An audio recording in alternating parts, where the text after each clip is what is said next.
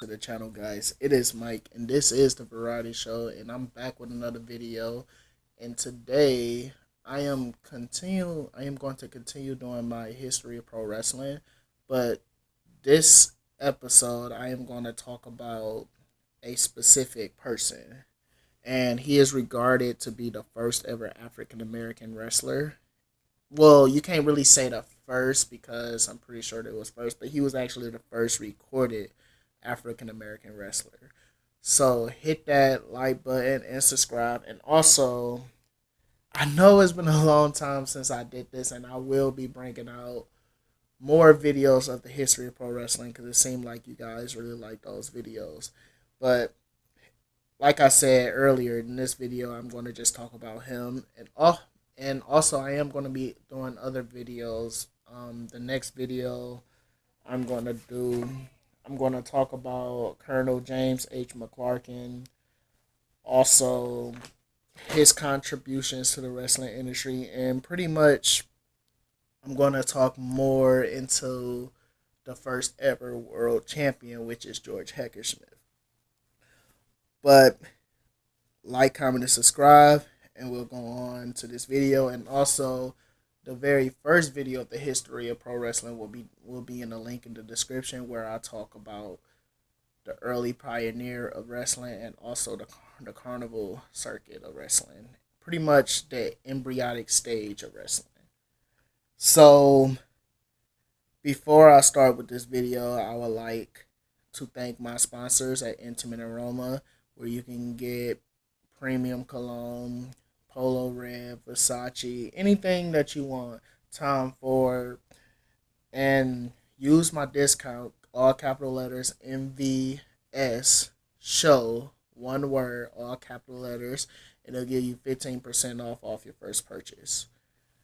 So, back to the video. So, Virgo Smalls was born around 1850, and when he was wrestling, he was given the nickname the Black Sand. As I said earlier, he's considered to be the first African descent wrestler.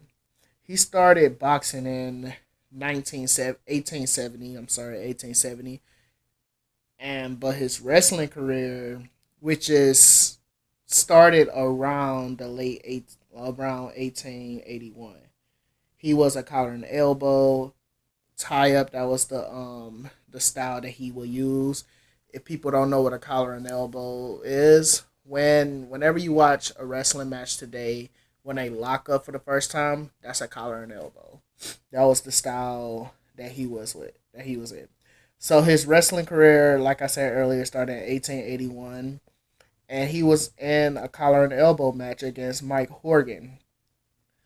And the craziest thing, and I guess how lucky he was in this predicament, Horgan, I believe that's his name, was actually a replacement, a substitute for another wrestler that wasn't able to make it.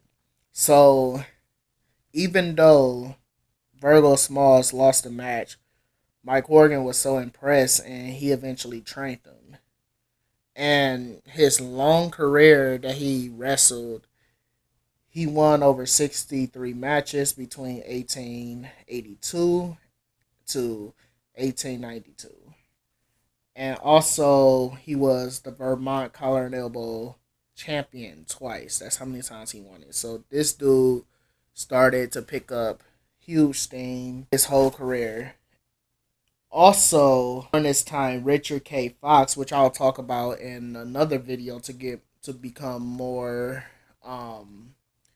you will know about him in another video, but he was pretty much a publisher, and he used to publish and give headlines to wrestling, like start writing about wrestling. And he also wrote wrote about this guy, the Black Sky, the Black Sky. I'm thinking of Marvel, the Black Sand.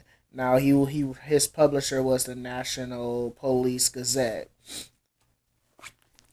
So this dude was picking up a lot of steam. Also, he eventually traveled to New England, where him and Horgar would tag, and they would challenge members of the audience. And this is when he got big when he went to New York. When he went to New York, he worked with some of the toughest wrestlers, and also in the city, New York was very popular when it comes to wrestling back then.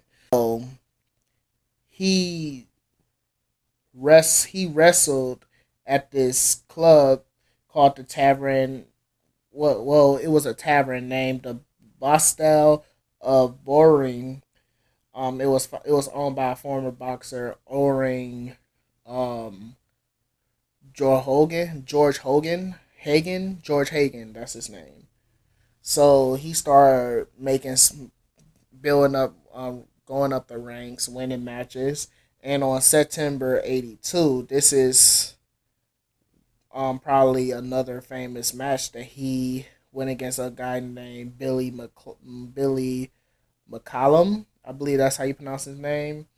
And this match ended in a no contest because these guys got into a real argument, a shoot, to use a wrestling term. And McClarkland was so angry after the argument, he attempted to kill Small. So later that night, while Small was sleeping, he shot Small in the neck. Now, he survived the shot in the neck, but he didn't really wrestle as much as he did. And was his last recorded match was in 1885. And after that, that's when his story pretty much ended. All the research I looked up on this guy, I couldn't really find a lot of research on this guy. It seemed like he was just lost in history. But this guy was a major deal, and he was pretty much the foundation of African American wrestling that eventually brought you Ron Simmons, Ron Simmons, Farouk, Ron Simmons, Booker T, Bobo Brazil, Coco Beware, and all these other African American wrestlers. So this guy was a major deal. Like, won over 63 matches.